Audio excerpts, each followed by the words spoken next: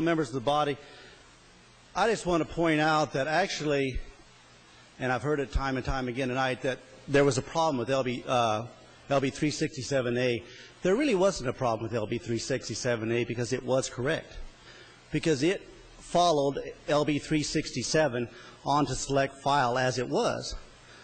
Where we came to the deal, and it was not a problem, LB 367 was amended. And because LB 367 was amended and took the $5 out to $1, that meant that the A bill that was following it was no longer correct. It was not in error, but it wasn't correct because the amendment that got put onto LB 367. There was an amendment that was made up yesterday, the way I understand it, in the fiscal office because they understood that's what was going to happen. I believe it would be wrong to say that there was an error in LB 367A. I actually know there was because it actually was correct because that's what LB 367 was going to do when it came onto the select file. And I just want to point that out because it has been said many times that there was an error, and I really don't believe that there was an error. Thank you. Thank you, Senator Heidemann. Senator Heidemann, you are next to speak. Senator Heidemann waives his opportunity. Senator Chambers, you are next, and you are recognized. Thank you. Mr. President, members of the legislature, I want to ask Senator Heidemann a question or two. Senator Heidemann, will you yield to a question from Senator Chambers? I will try. Senator Heidemann, if there was no error, what are we taking this amendment for? Because LB 367 was amended to take the $5 to $1 out, and that's what the original A bill had in it. And being as that's not in LB 367 anymore, we have to put the amendment onto LB 367A to show for the amendment that was put onto 367. You have to have the amendment to correct the error in LB 367A, don't you? There was no error in LB 367A because 367A came onto select file with LB 367 as it was. Does 367A reflect what is in LB 367? Does it, yes or no? Either it does or it doesn't. It did when it came onto select file. Not did, does it? Just as 367 was amended, so now does 367A need to be amended. But there was no problem with 367A as it came onto select file. So then we can pass 367A along as it is right now since there is no error. Isn't that right? You don't want to call it what it is, do you? You're going to pass an amendment to completely gut a bill, and when there's nothing erroneous or inaccurate about the bill. That's what you're telling us? All I'm saying was there was no problem with 367A as it came onto select file. It was because 367 was amended. And that made 367A in error. Is that correct? I wouldn't call it. Did it make it inaccurate? It made it inaccurate, but not in error. So what's the difference between an inaccuracy and an error? It wasn't correct, was it? Inaccurate as 367 is right now. If you had a spelling test and you had a red check by a word because it was inaccurate, does that mean you made an error and that's why you got the check? Or is the error, or is the word not an error? And if it's not an error, why did you get a check to say it's wrong? Thank you, Senator Heidemann. That's all I'll ask you. But let me ask him another question because I might have missed something, and I don't want to misstate. Senator Heidemann, would you yield again? Senator Heidemann, will you yield to a question from Senator Chambers? Yes. Senator Heidemann, you said this amendment that we're looking at now was drafted when? And you said that they knew yesterday that this was going to need to be done. Did you say that, or did I misunderstand? Well, I think they thought it might be a possibility. Yesterday? I'm not for sure on that. That's what I think I might have heard, but I'm not for sure on that. Oh. So you could have been in error if you said that. I am far from perfect, Senator. You could have been in error, or you were just inaccurate? I could have been in error, actually, because I'm not perfect. But And nobody says you have to be. It was drafted sometime today. Is that correct? I can't answer that because I'm not for sure. I don't want to. So you're not sure if it was drafted yesterday or today, right? Don't look over there. Look at me. You know what you know. I was told it was drafted yesterday, but I wasn't for sure, so I didn't want to go there. Do you trust who told you that? Yes. So then it was drafted yesterday, correct? 1 minute. Then why are we just now getting it? Why was there not this amendment put with that bill when it came up? Because they told us up there are no amendments to this bill. If it was drafted yesterday, why wasn't it up there with the bill? I got a feeling that Senator Chambers beat him to it. On this one, I wasn't that fast, Senator Heidemann. Senator Jansen knew he was going to invoke cloture. He knew the next bill up was the A bill. If the amendment was here, it should have been up on the desk. It ain't nothing about Chambers beat him to the punch. They weren't doing any punching. They were sitting back gloating. And if I hadn't said anything, they were going to hasten the bill right on across the board. They weren't talking about, I've got to discuss it so that we can get an amendment up there. If I hadn't gotten my amendment up there, this bill would have moved. That's what I stopped them from doing. I stopped them from moving the bill. Thank you, Mr. President. Thank you, Senator Chambers. Senator Langemeyer, you are recognized. Mr. President, members of the body, LB 367A fit the revenue package bill yesterday when it first came on the agenda. I offered Amendment 1187 that we all adopted. And when that was adopted, LB 367A consequently became incorrect. And I'm looking at the committee statement here. Actually, AM 1207, which is farther down the list today, was drafted May 2nd, 2007.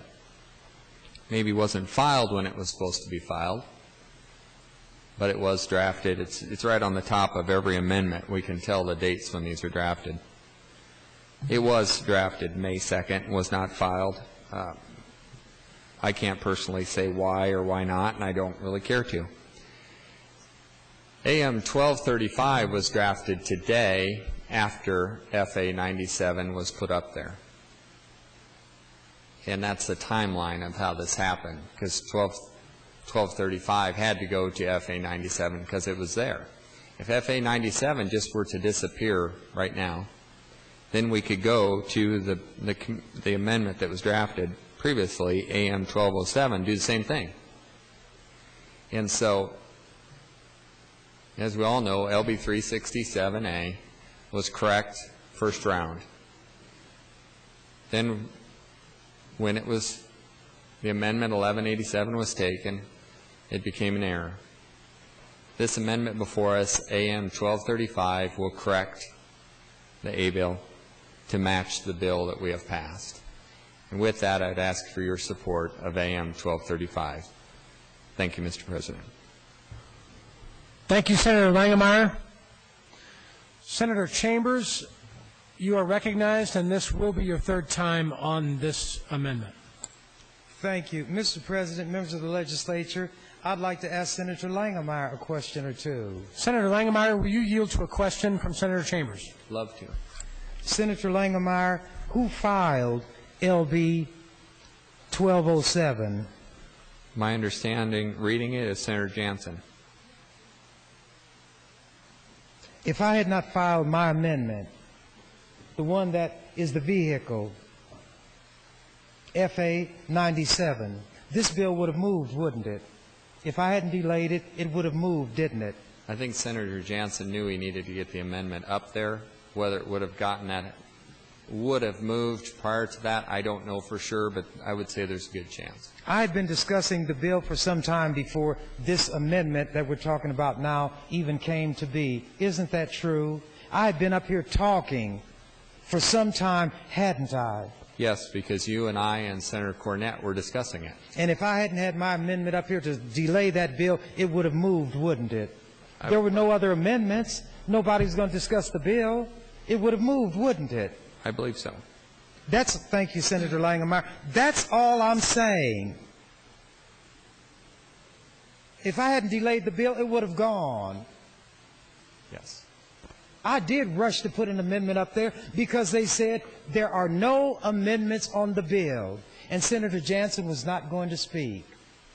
He had the opportunity. He could have said, I'm going to speak because an amendment is going to be offered. But nothing was going to happen, and that bill was on its way across the board. And I think the Speaker even said, oh, I see, I'm at the chair, I see that your light is on, or something like that. But anyway, I got an amendment up there. And the amendment did a simple thing, Senator Carlson. It had to be drafted immediately, so it reduced that amount by $1 million. Because the quickest amendment I could draft was to change $100 million to $99 million. And that's what I did. And now, all of a sudden, the cover-up comes, and it's not like what I said. There was no error in the bill. There was no mistake in the bill. They mad at me, but I stopped the bill from moving, and they wouldn't have come up after the fact and said, we got to bring that bill back tonight because we made a mistake. Why is it so hard to admit what everybody saw happening here? Because I'm the one who did it, and you're mad. Well, be mad. It makes me no difference. He voted closer to hurry up and get you all in this position, and you ran right along with him, bang, just like sheep do. And now you're mad again. I told you he'd get a chance to offer his amendment, didn't I? And he can offer the amendment to mine. Isn't that what's happening? Isn't it? Silent night. This place is a caution. But I'm going to keep doing just as I'm doing. Y'all vote cloture if you want to. That's the way you want to play. I'm going to let you play that way, and I'm going to make you play that way.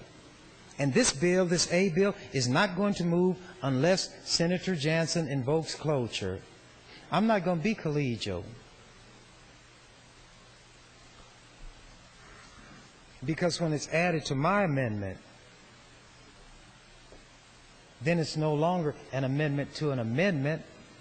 My amendment stands there as amended, and it's open for me to amend it.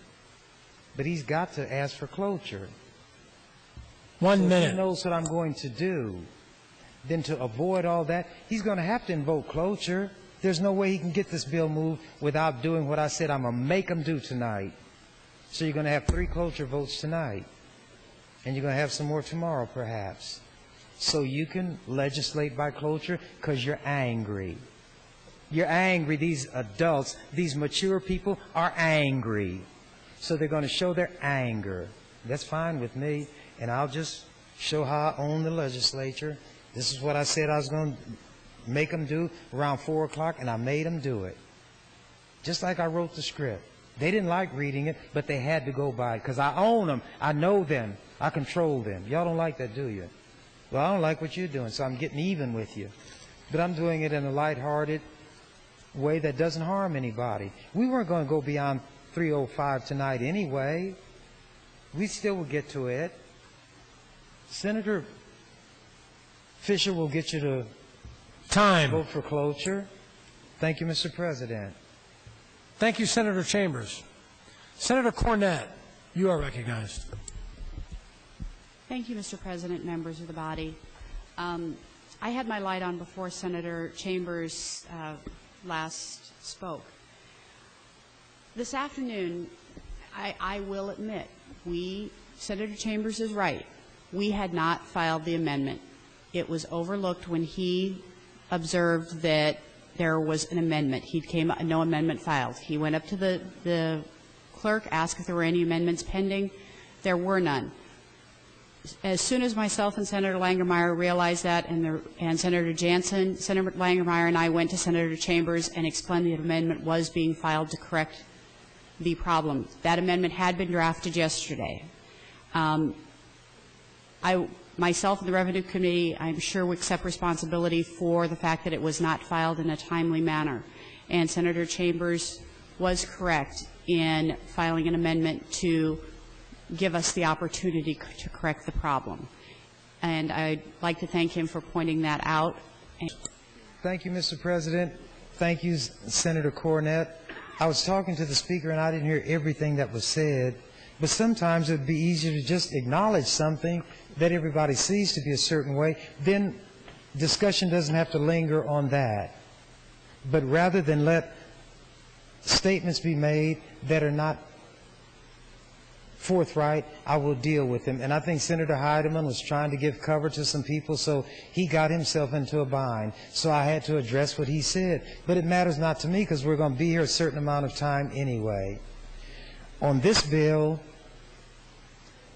the biggest error and problem is not what happened with the A bill that has taken so much of the time. It's what has been done with the underlying bill. And that's not the main thing. A tone was set for the session. Tonight you are happy to let everything be done by cloture. After a few days, I'll see how you feel about it. Because I've been here for many years. And I know how people behave when they're angry. But that anger dissipates. Then they don't have that anger driving them anymore. They're not so sure that they want to have it all go that long and continue to reconsider things and have amendment after amendment after amendment offered. But that's the way you said you wanted to play the game, and I told you I will play the game in the way you want to, and I'll play it according to your rules. You have now told me how you want the game to be played, and that's all that I'm doing. And I did say that Senator Jansen would get a chance to offer his amendment, and he's doing it quicker by being able to amend mine. I even gave him a hint there, didn't I? Didn't I start amending my own amendment, which was to show people that anybody can amend a pending amendment? How long did it take for that to soak in? And then somebody probably said, oh, Senator Jansen can offer an amendment here. And do you think that shocked me? I've been given hints all night long. Because I'm not your enemy. I'm kind of a mentor. Trying to get people to think, look at a situation, and figure your way out of it. Really, it's not even that important that we stay here till 11:59. That will be done to show that it can be done and what it feels like to do that. But there are other things that are important if people pay attention. You're going to need to do some things yourself someday. And if you can find how to do it, you ought to take it and run with it. 1 minute. So you'll adopt Senator Jansen's amendment. He wants to cloture and get off his bill. And that's what will happen. And he'll get the votes. I know that. He'll get votes from people who might not have even liked the underlying bill because there's a tendency to vote for the A bill. I hope nobody thought that I realistically believed I would prevent the A bill from being advanced. But we've been on it for longer than an hour, I believe. We may have been on it 2 hours. But time flies when you're having fun. I thought it was about 6:30. And I look up there and it's 9:45. Where did the time go? I guess it went where butterflies go when it rains. Thank you, Mr. President. For the record, we've been on the bill for 4 hours and 45 minutes. Mr. Clerk? Mr. President, priority motion, Senator Jansen would move to invoke cloture pursuant to Rule 7, Section 10.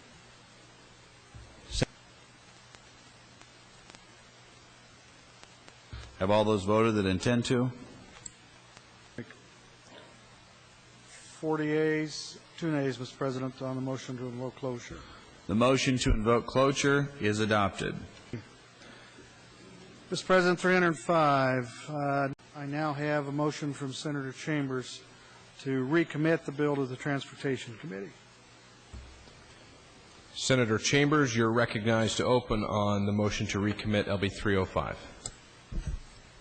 Thank you, Mr. President, members of the legislature.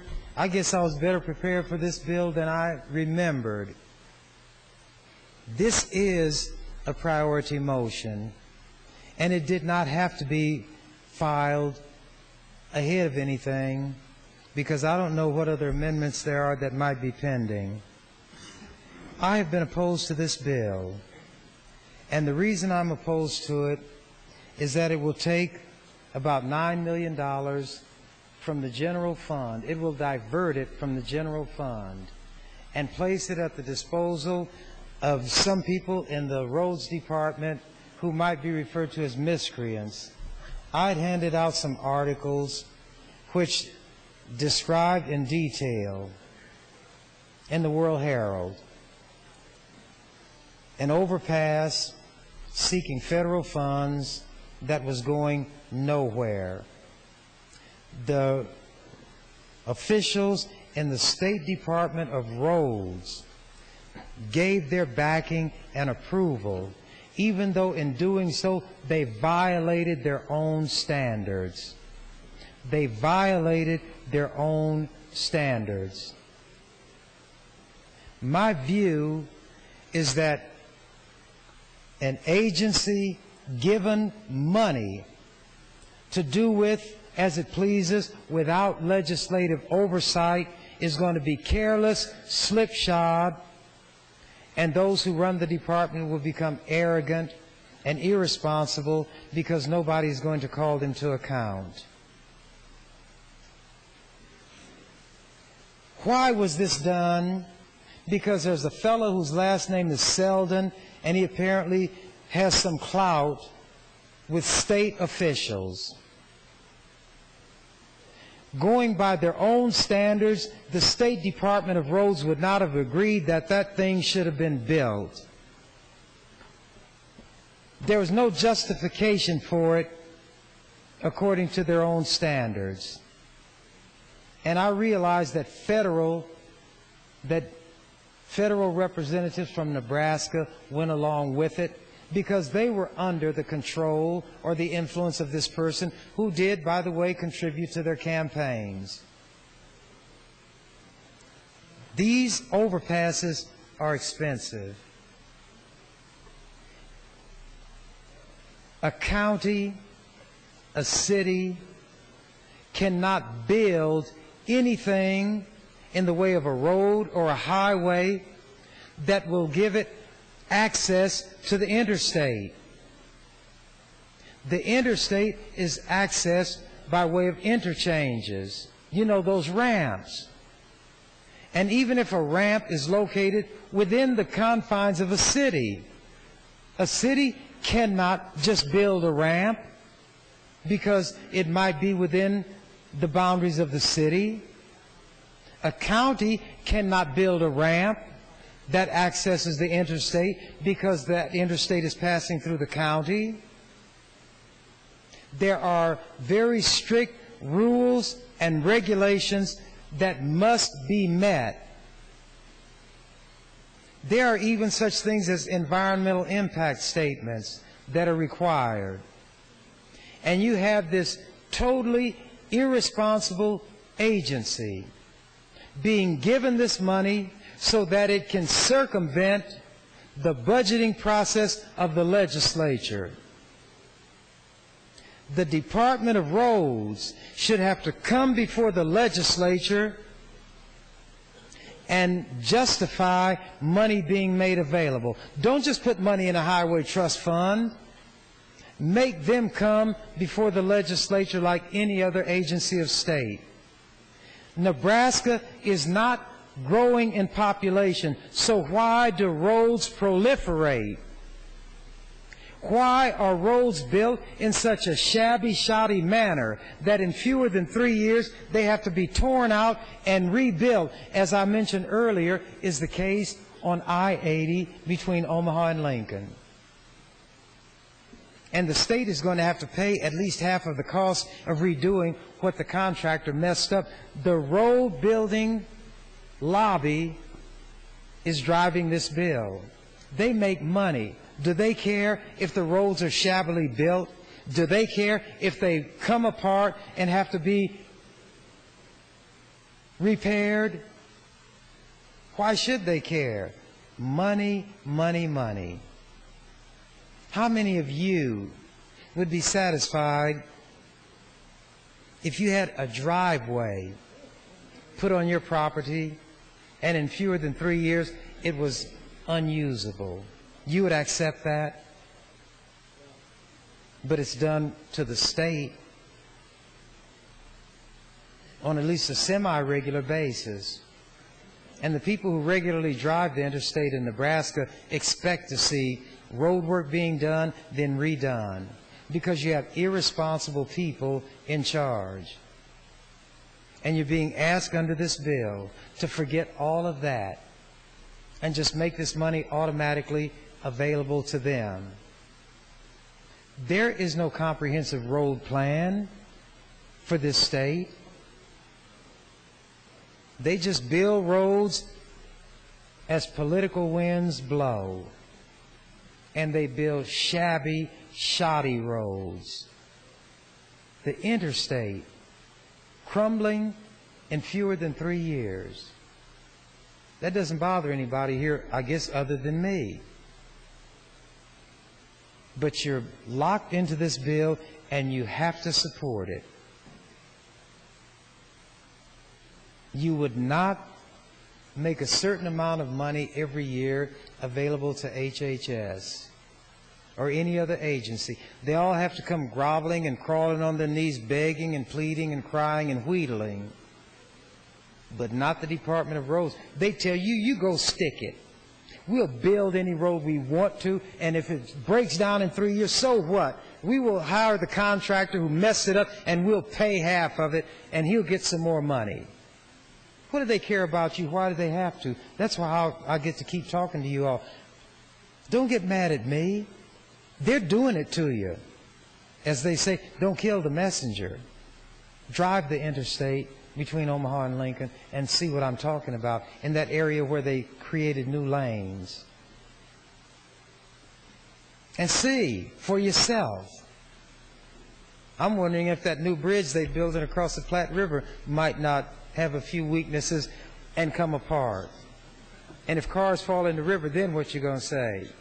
Well, they know how Nebraska build roads. They should have sense enough not to ride on a bridge that the Nebraska Department of Roads contracted with somebody to build. And what I'm talking about, that Flug Road, PFLUG, that's not the only place where something like that happens. They spend hundreds of thousands of dollars in studies for roads that they're not going to ever build. And who do they give that money to? Somebody. But you all don't exercise oversight because you don't care. But this is a bill that you're going to have to get a cloture vote on. And Senator Fisher is sure that cloture will be voted. And she's probably right. Because once the sheep brigade begins to move, that's what they'll do.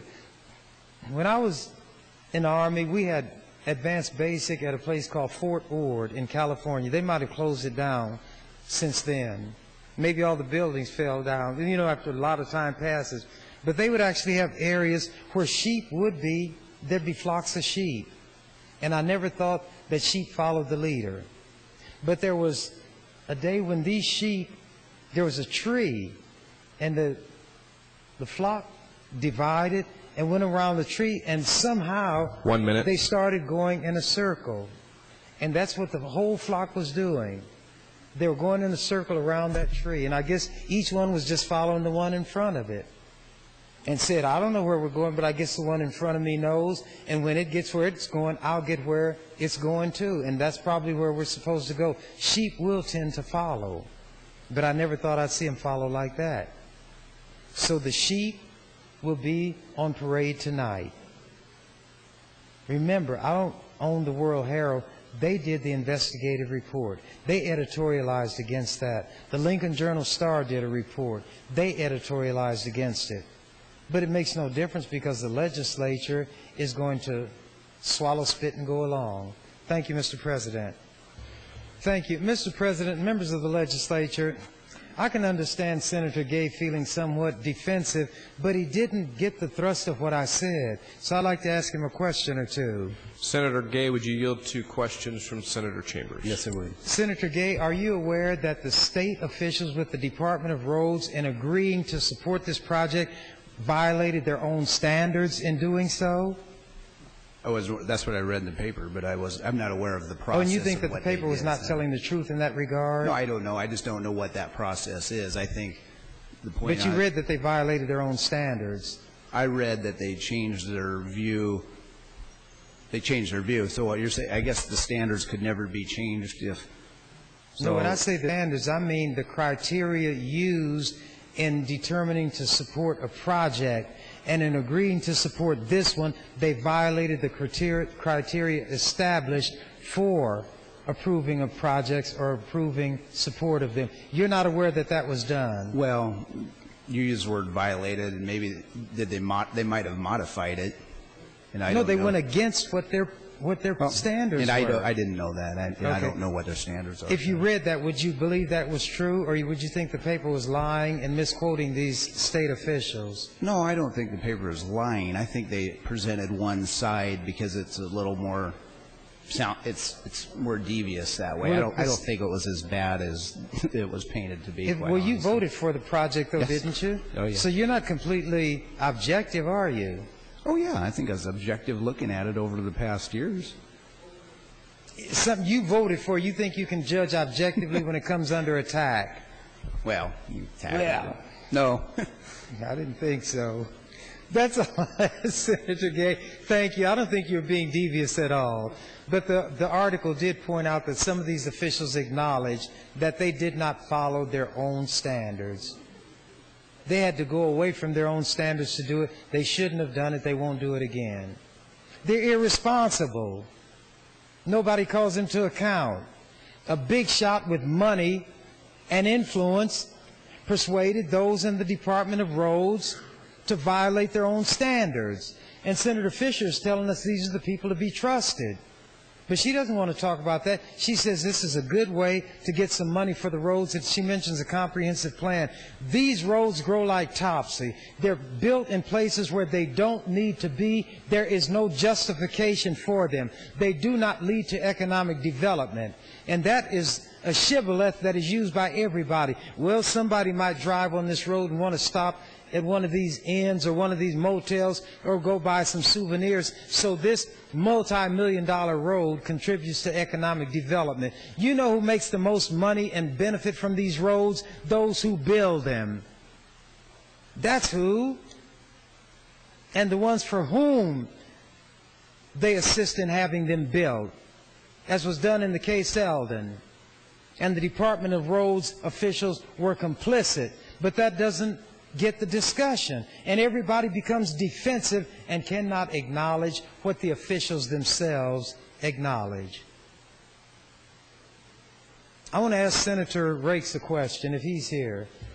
Senator Rakes, would you yield to a question from Senator Chambers?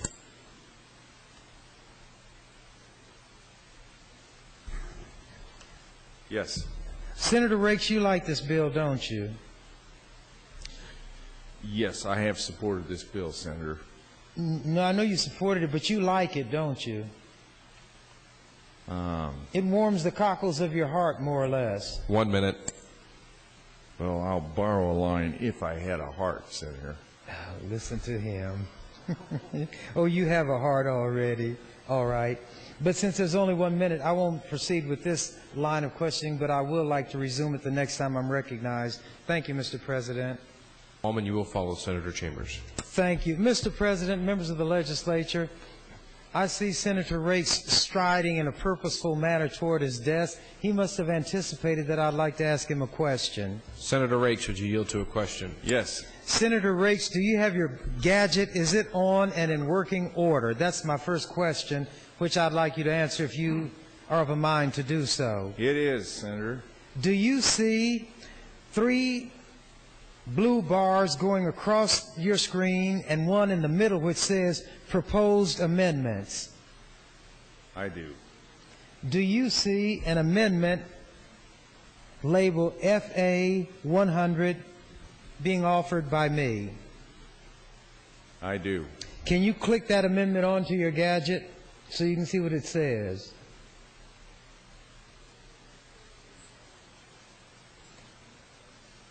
I do see the amendment, Senator. And what does it say? To be sure we got the same thing. After semi-trailers Yes. and the sale of any parts used in the repair of any motor vehicles. Okay, mine reads, after semi-trailers, insert, and the sale of any parts used in the repair or rebuilding of any motor vehicles, trailers, and semi-trailers. What this is doing is saying that sales taxes derived from these items will go into the same fund that the money from those leased vehicles will go. Are you in favor of giving some additional money to this fund that Senator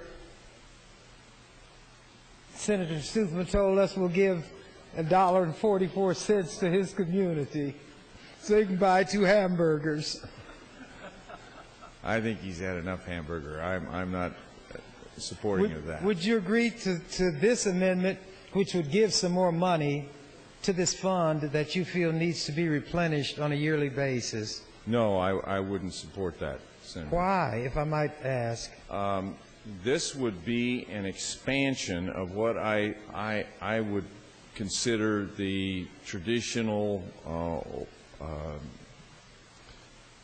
set of items that for which sales tax is collected and then transferred in the Highway Trust Fund. But you would agree that sales taxes must be paid on these items already, so we're not increasing a tax or adding a tax where it currently doesn't exist. Isn't that true? Right. We would, as I understand your proposal, you would be transferring that money from the general fund to either the Highway Trust Fund or, worse yet, the Highway Allocation Fund.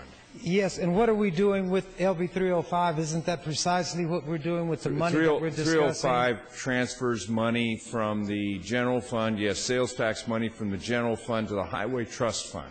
So the concept is not new and it's not different from what the bill is doing already. Except it expands a precedent beyond what I am comfortable with. But it provides more money where you feel money is needed, correct?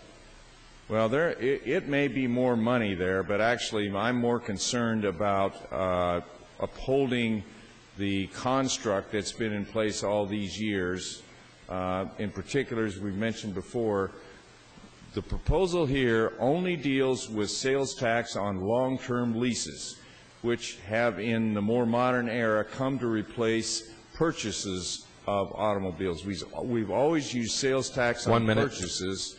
To the extent that those are now replaced with long-term leases, to me it seems appropriate to direct the sales tax on long-term leases the same way we have done on purchases. But Senator Race, if I can paraphrase your comment, that you don't want to change the construct that has been in place all of these years. The construct is that the money you're now trying to transfer has always been going to the general fund all of these years. Isn't that true? That's the construct right now. Yes, that's true. But you want to change that one. The only exception I would make is that there, in terms of the preponderance of long-term leases versus purchases, long-term leases recently have become a much more significant part of auto time.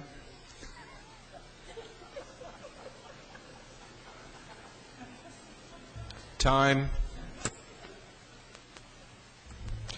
Thank you for watching the legislature in stereo. Legislature, I accept what Senator Loudon said about some of these vehicles, but there are trucks, there are semi-trailers who do purchase parts for repair and rebuilding, and those parts are subject to the sales tax. I'd like to ask Senator Loudon a question.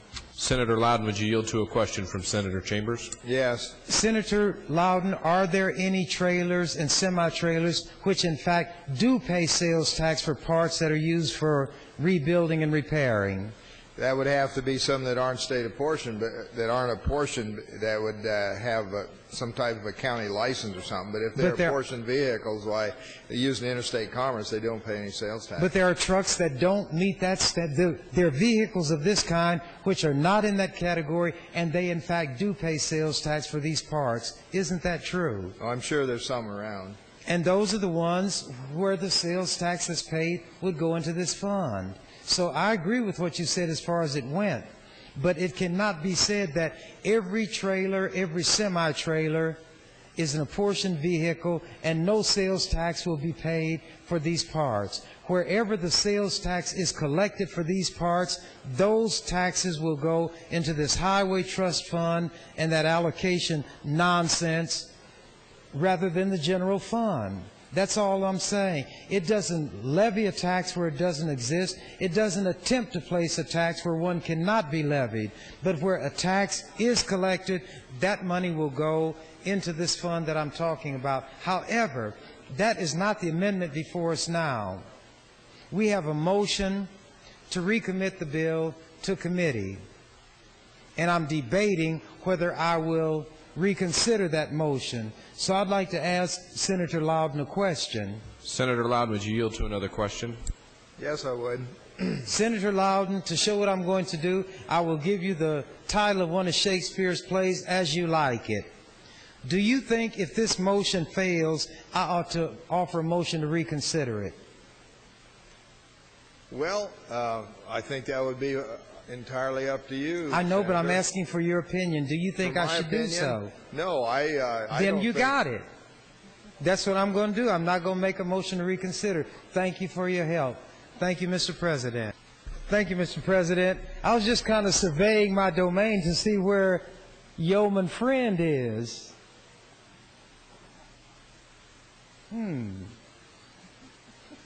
Okay, I won't continue to look. He'll show up, I imagine, if he hasn't slipped out of here and gone home. Members of the legislature, this is the amendment that Senator Loudon touched on that I'd ask Senator Rakes a question or two about. And I don't see Senator Rakes, but if he's engaged in trying to work something out, then I won't ask him the questions. Otherwise, I would see if he can be scared up, and I'd like to ask him a question or two. Senator Rakes, are you available to a question from Senator Chambers? I'll continue then. Members of the legislature, here's what this amendment will tie into. My amendment says on page 2, starting in line 18. But before you get to that, you're talking about the sales and use taxes derived from the sale or lease of motor vehicles, trailers, and semi-trailers. The sales taxes derived from those vehicles will go into this highway triangle. After the word semi-trailers, I would add, and the sale of any parts used in the repair or rebuilding of any motor vehicles, trailers, and semi-trailers. That would be additional sales tax revenue going into Senator Fisher's pet funds. I'd like to ask Senator Fisher a question. Senator Fisher, would you yield to a question from Senator Chambers? Certainly. Senator Fisher, in Section 2, it talks about the Highway Trust Fund. Is that the one that all of these proceeds will go into?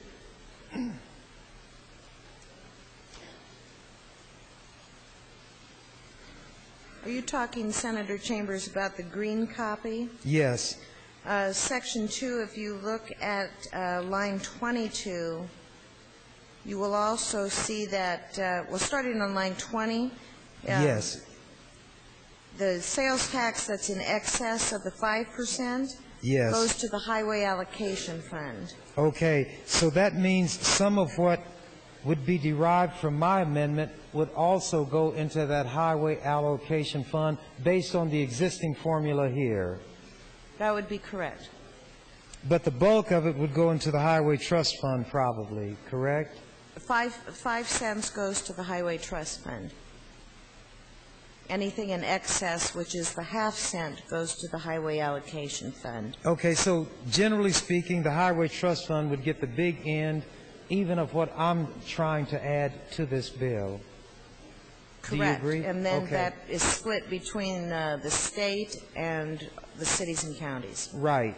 But between the two funds themselves, more will go into the highway trust fund than the allocation fund. Yes.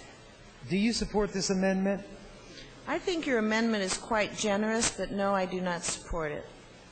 Tell me why, if you will.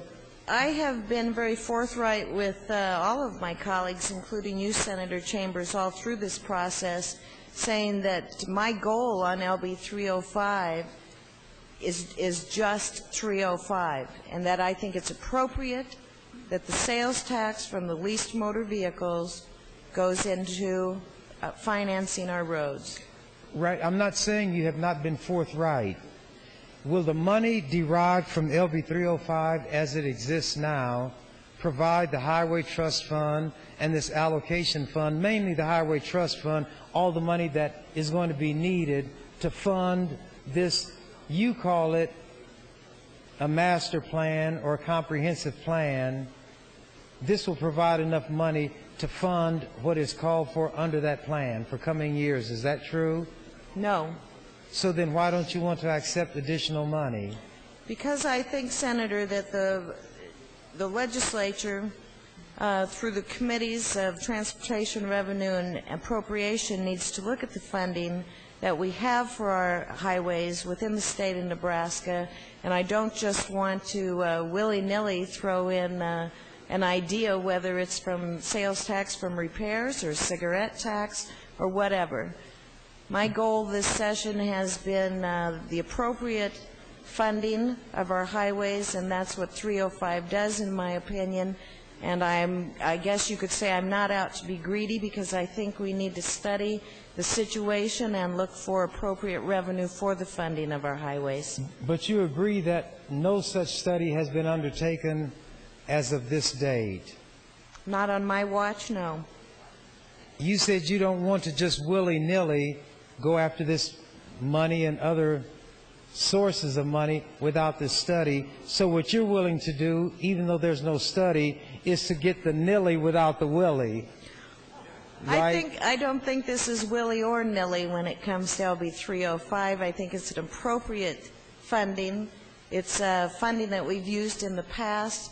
The decision was made by the Department of Revenue that the sales tax from the leased motor vehicles would go to the general fund, and that was because when they were looking at leased motor vehicles, they were thinking of the Hertz and Avis rent-a-cars at a airport in 1967, and there wasn't that much funding there, so they just put it in the trust fund. Now we have people who are leasing vehicles and with the intention to buy vehicles.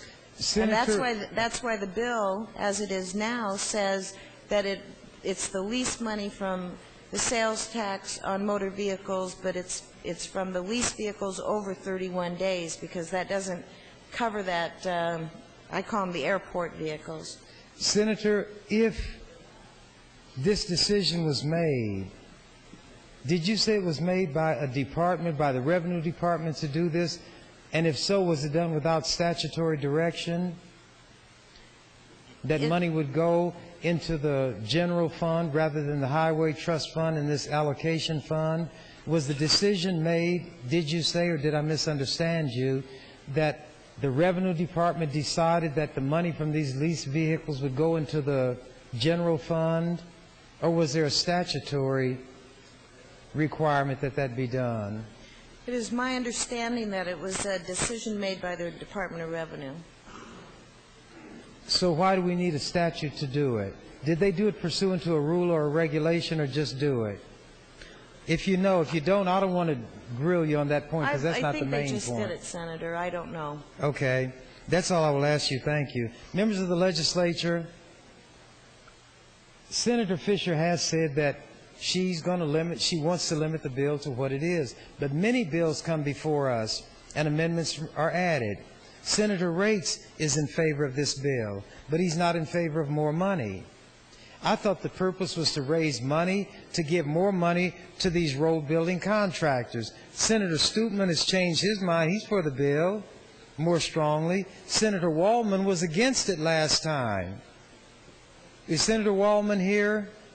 Senator Waldman, are you available for a question from Senator Waldman, as you come, how many hamburgers did they give your community to get you to change your mind and become for this bill which you opposed last time?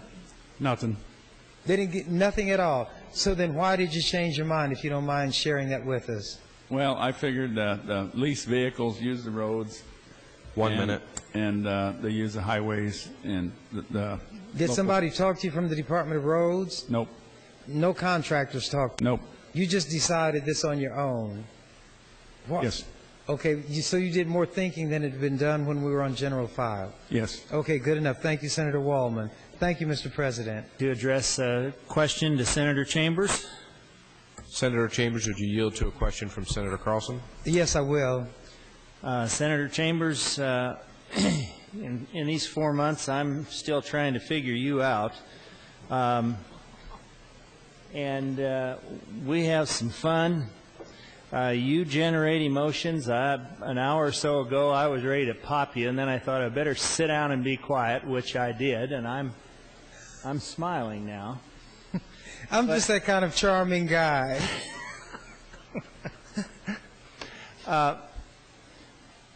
Am I right in thinking and believing that you don't like the Highway Trust Fund at all? Let me say the way it is, I don't like the funding mechanism of which this is a part. I think there would be more accountability if they had to seek appropriations in the same way as every other department and agency of government, and don't set aside money dedicated to them, if that answers your question as to where I am on it. Okay. And all along, you've been testifying against the bill. You didn't like the bill. Yes. And I'm just baffled on your amendment to put more money into this fund. I want to see if those who say they're for this bill really want to get more money. And if so, this is a way to do it. They've made the tie-in to vehicles which are on the roads. This that I'm talking about goes directly to those vehicles. Sales taxes derived from them. And the taxes already are being paid. They just go to the general fund. I'm saying divert them in the same way you're doing this other money. I'm giving them more of the good thing they say they want.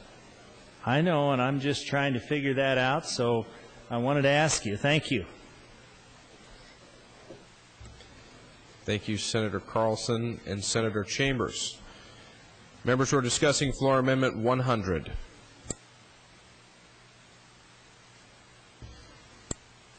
Senator Chambers, you're recognized to speak. Thank you, Mr. President, members of the legislature. Is Senator Rakes on the premises? Senator Rakes, would you yield to questions from Senator Chambers?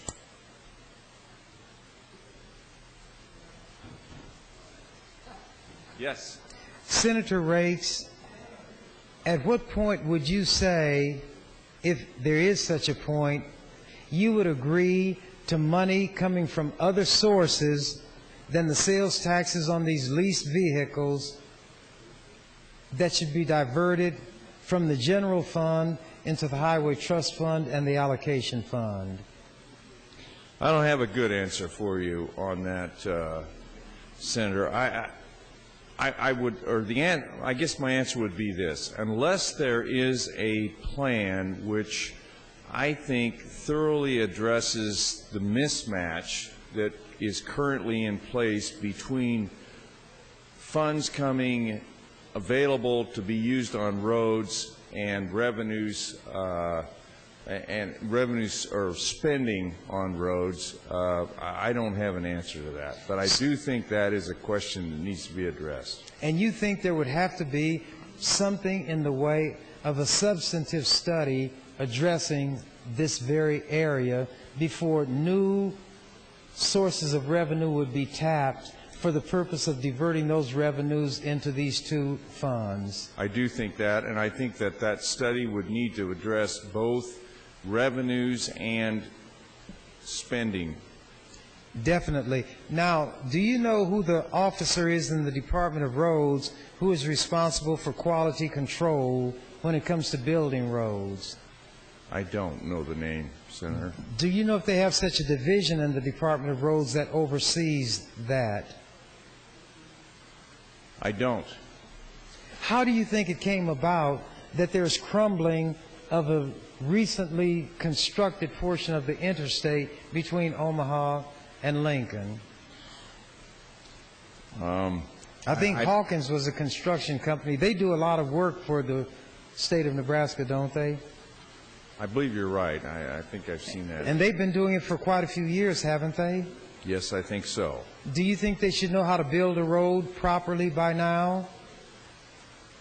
Yes, and I'm guessing that there are a number of procedures in place as a road is being built to ensure that the quality of the materials and all that sort of thing is up to specs. But obviously it wasn't the case in the instance that I'm discussing. So should we put in statute that when that happens, the contractor is responsible 100% for rebuilding that road according to the specifications that it should have been built according to in the beginning? It's a question I can't answer very well. I think, and you know more about this than I, don't you typically have bonding requirements for contractors in the event of non-performance or inadequate product and that sort of thing? Wouldn't that be a better way to go about that? My assumptions obviously are wrong because from what I've been able to gather, the state may pay half the cost of this rebuilding. If that is true, something is wrong somewhere in my view. What about yours? If there's bonding, the bond should be sufficient to cover the cost of this. Wouldn't that be true? In my understanding, that would be true, yes. And if there is not bonding, there should be something in the contract which would make the contractor responsible to pay to make sure the road is what it ought to be, shouldn't it? In other words, the customer of the state should not have to pay more than once to have a given road built. Or rebuilt if it was built in a shoddy way in the first instance. Yes, that's what I'm saying. I agree with that. But if that is not the case, why would it not be the case? Is it that somebody with the Department of Roads was not attentive in drawing up the contract? They've been working with Hawkins all these years. Has Hawkins gotten in so that they make more money than they should? In other words, are they getting money from the state in a way that could be on the margins of the law, if not outside the law? We're not talking about payoffs, are we? Or corrupt officials? I certainly don't have any information in that regard. If you did, would you give it to the state and help me get a prosecution going? Time. Thank you, Senator Chambers and Senator Rakes. Senator Senowicki.